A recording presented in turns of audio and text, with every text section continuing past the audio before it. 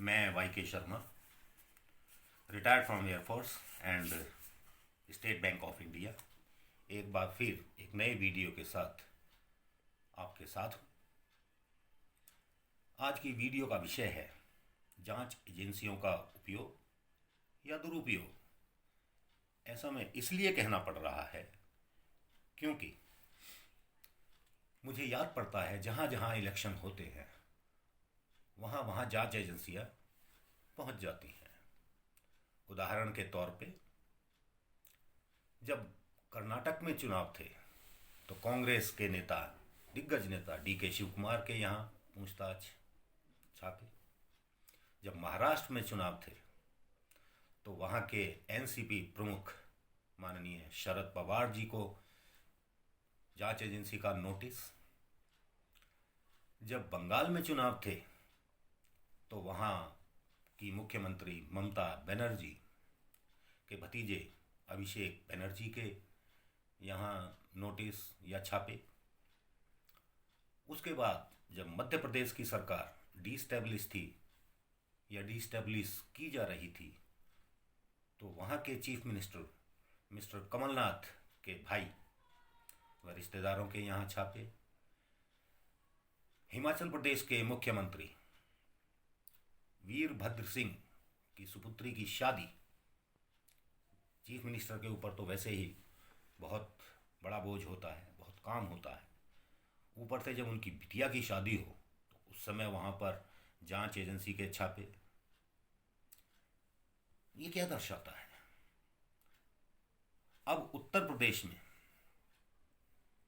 विरोधी पार्टियों के नज़दीकी या विरोधी पार्टी, मुख्य विपक्षी पार्टी के नज़दीकी कारोबारियों के यहाँ छापे। जैसे पीयूष जैन, इत्र कारोबारी, कन्नौज और कानपुर के, उनके यहाँ छापे। 197 करोड़ कैश, बहुत सारा गोल्ड, बहुत सारा सिल्वर या कुछ और चीज़ें, और वो क्लेम करते हैं कि भाई इसे वाइट करो, 52 करोड़ टैक्स बनता है वो आप ले लीजिए, बाकी मुझे लौटाइए। पुष्पराज जैन, उनसे कहीं बड़े कारोबारी, उनके यहाँ 30-31 दिसंबर से लगातार छापे हो रहे हैं। शायद कुछ 47 करोड़, 48 करोड़ या 50 करोड़ का कुछ ब्लैक मनी पाया भी गया है। एक और हैं मियां मलिक, उनके यहाँ छापे। कुछ और, एक राजीव राय हैं, उनके यहाँ छापे। ये सब विपक्षी पार्टी, समाजवादी पार्टी के नज़दीकी या नेता हैं। अभी रिसेंट एक और हैं अजय चौधरी, बहुत बड़े एस ग्रुप के मालिक, अभी उनके यहाँ छापे चल रहे हैं। मैं ये नहीं कह रहा हूँ कि जांच एजेंसियां अपने दफ्तरों को ताला लगा दें जब इलेक्शन हो, उनका काम तो लगातार जारी रहना चाहिए।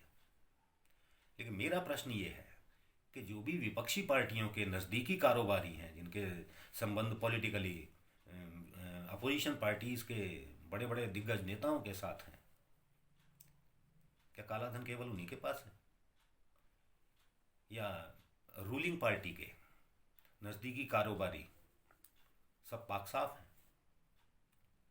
ये मेरा प्रश्न है। खैर, कुछ और तथ्य मैं आपके सामने पेश करूं। पिछले कुछ वर्षों में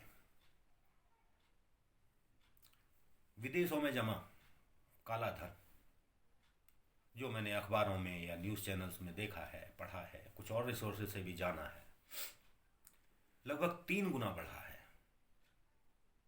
वो किसका है?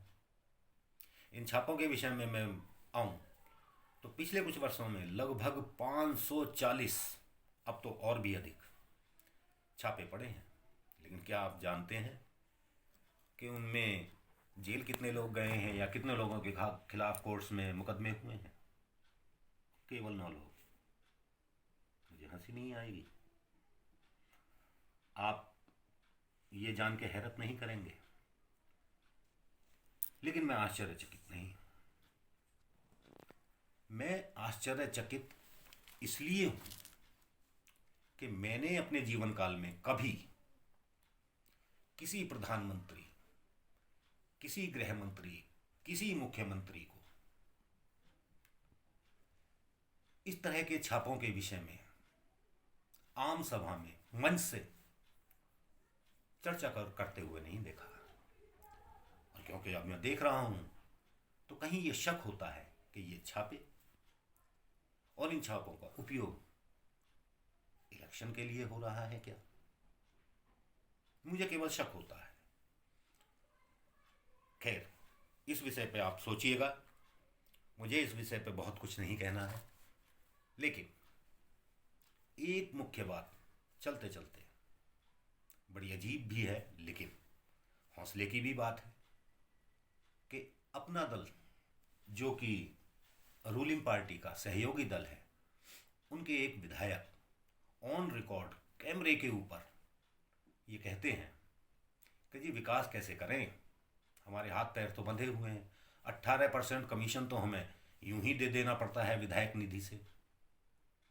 वो कमीशन किसके कहने से दिया जाता है, वो किसके पास जाता है, वो किन लोगों में बंटता है, इसका उनके पास कोई जवाब नहीं। लेकिन ये जरूर कहते हैं कि इसकी शिकायत हमने विधानसभा अध्यक्ष से भी की, लेकिन कोई रिजल्ट नहीं। और कुछ समाचार पत्रों या कुछ और रिसोर्सेज से मैंने तो ये भी सुना कि एमपी निधि से भी इसी तरह के कुछ कमीशन जाते हैं, और ये क्लेम करते हैं कि ये मैं अकेला नहीं हूं इस तरह का कमीशन देने वाला, बल्कि सभी विधायकों का जाता है। तो मुझे बड़ा अजीब लगता है कि क्या हो रहा है।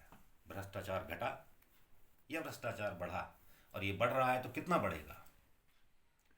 खैर, यदि आपको ये वीडियो पसंद आया हो तो इसे लाइक करें, सब्सक्राइब करें, शेयर करें, कमेंट करें।